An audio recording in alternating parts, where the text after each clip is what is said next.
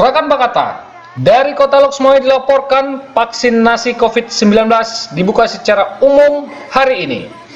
Pemerintah Kota Loksmawe menyiapkan 4.500 dosis vaksin COVID-19 untuk masyarakat umum.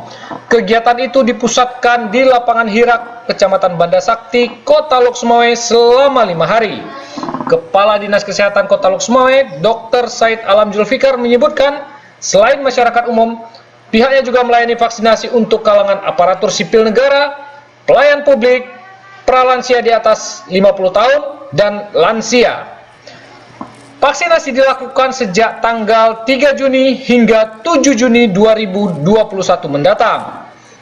Masyarakat diminta untuk datang ke lokasi sejak pukul 9 waktu Indonesia bagian Barat hingga sore hari.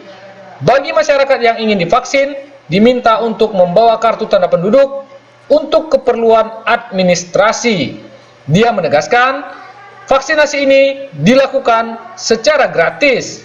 Dari Kota Loksmawe, Rizky melaporkan untuk Bakata On TV.